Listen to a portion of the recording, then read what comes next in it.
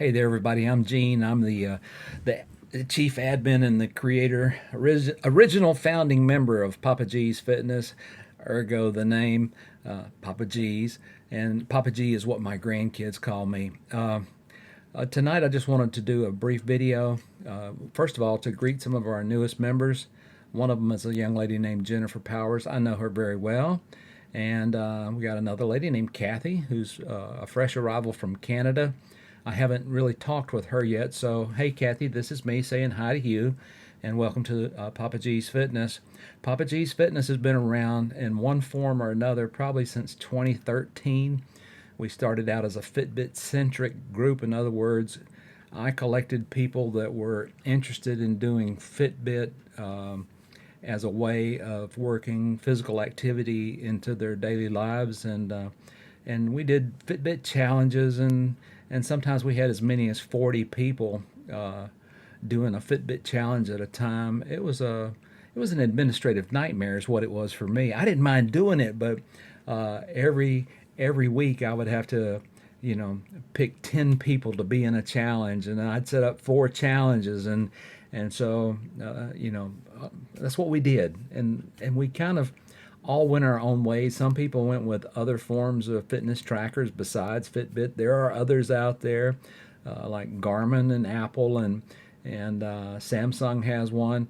I'm still wearing the good old Fitbit. I'm wearing an older model, a Fitbit Versa 2, and I have found that Fitbit data itself is easier for me to absorb and understand, and to use to my own healthy benefits. So anyway, tonight I wanted to talk to you briefly about a recent thing that I've engaged in, and we got to looking at our cell phone bill, and it was ridiculously high.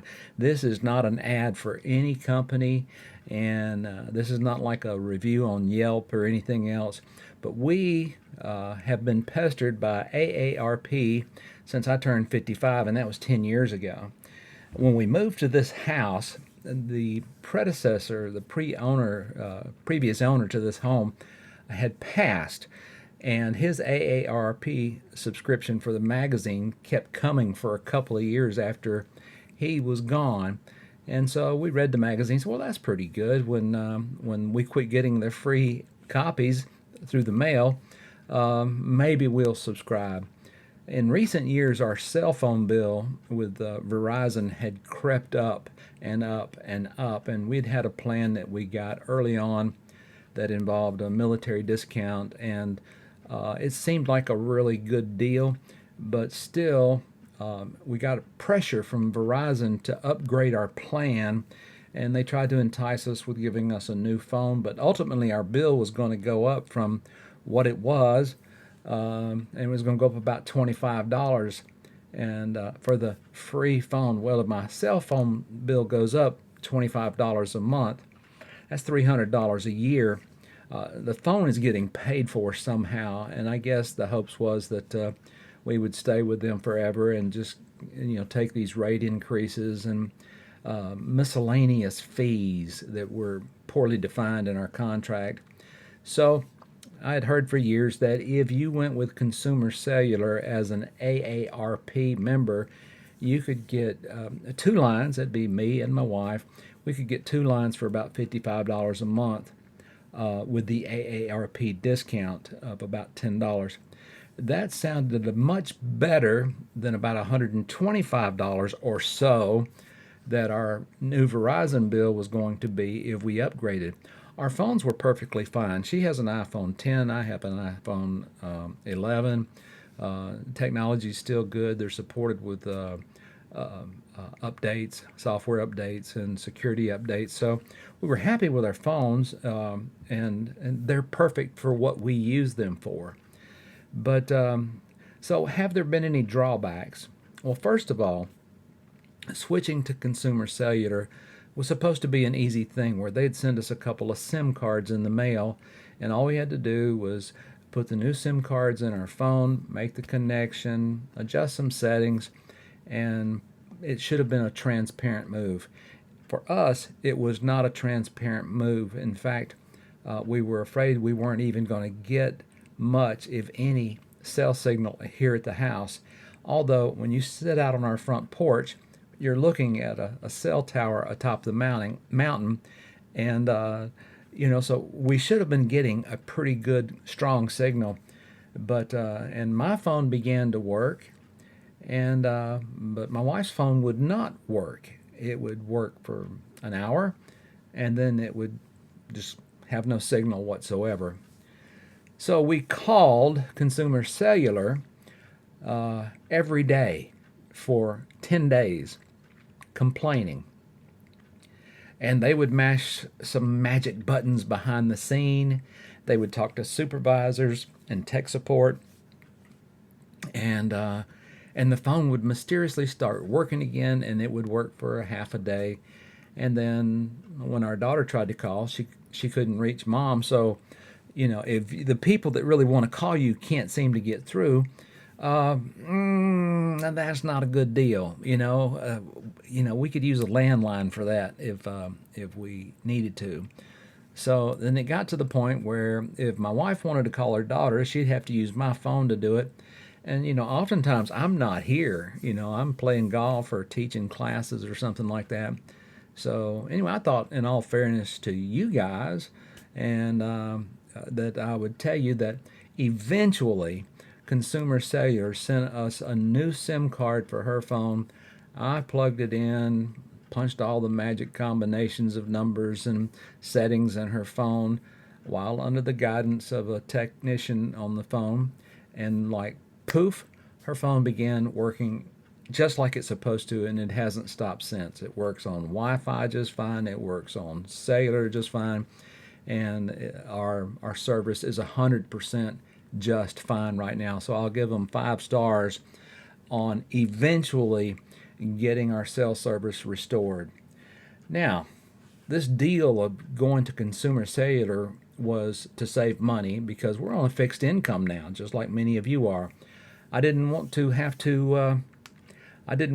to scrimp just for the glory of having the provider I always had for my cell service. It just didn't make any sense if I could get equal service for a lot less money. And it's not because I'm a tightwad, but it's because, I don't want to be tight where money is concerned. I don't have to worry about bills coming in and how much we're paying for this and that. And any place that we can find reasonable amounts that we can shave, we shave them off. We check and monitor our thermostats. I mean, we're not paranoid, but there's no real prospects of our income level going up over the next few years. I'm not going back to work. I'm retired, and I want to enjoy that. I've got enough money in retirement income to live on, but I don't want to be tight. And if we want to do something, I want to be able to say, well, sure, honey, we can do that. So anyway, the AARP side of this equation. And we would not have joined AARP if it weren't for the discount on the cell service. That's true.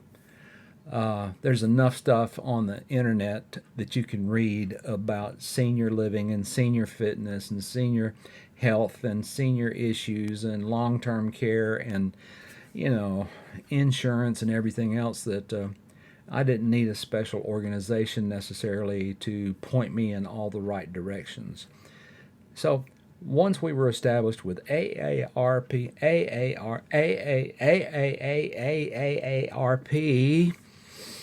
and Consumer Cellular, I thought, okay, it's a done deal. I'll get a magazine once a month. I'll read the articles, and I'll scratch my head and think about things, and that's it. What I had not anticipated was the barrage of emails that we get from AARP every blessed day. And not just one, not just 2, but often 3 emails a day. And every one of them is directed at reminding us of our benefits or a special thing that's going on with AARP or an online seminar that we can watch or a review of our benefits every day. And today they asked me to sign up for a points system that they have.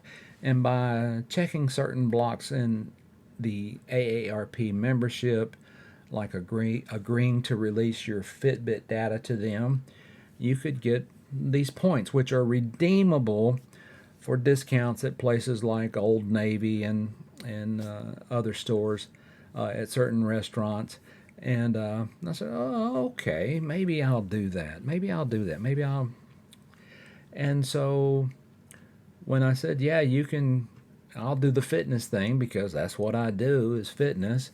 Uh, I got to scrolling down through there, and I punched the button to my Fitbit. My fitness tracker is a Fitbit. I selected that, and what it wanted is it wanted all the data that this collects. And those of you that wear Fitbits, especially the Versa 2, the Sense, and other models, you know that when you look at your phone, you see how many steps you get every day, how many hills you climb, how many calories you burn, how many active minutes you have, what your sleep score was, what your weight, what your body fat is.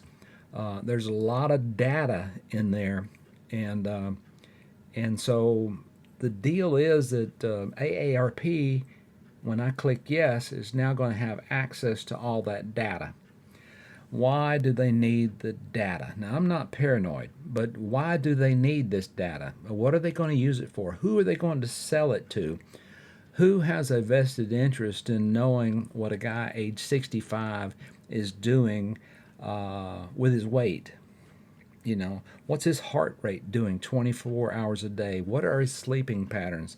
Yeah, that's pretty private stuff. That's medical grade stuff. And I have to believe that AARP is mining that data. And there's somebody out there, a university, a pharmaceutical company, some research team somewhere that really wants that data, especially where it comes to senior citizens. And so I initially was going to agree to let them use my data so I could get these points so I could get a discount at Old Navy. I don't shop at Old Navy. I have to drive all the way to Chattanooga in stop and go traffic to go to an Old Navy or perhaps over to Huntsville, Alabama. It's just not worth the trip to me to save $10 at Old Navy, and that's about what it would have been.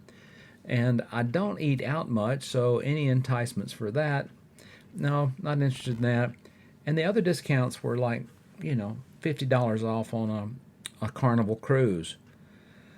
I did all my cruising in the Navy, and I'm not an old fuddy-duddy. I want to go out and do things. Me and my wife want to go on dates and take trips and things like that. But what they were offering in exchange for my data and for these mystery points I have to collect, it just didn't seem like that good of a deal. So I have now declined and backed out of all of that stuff because data is precious, and data has value.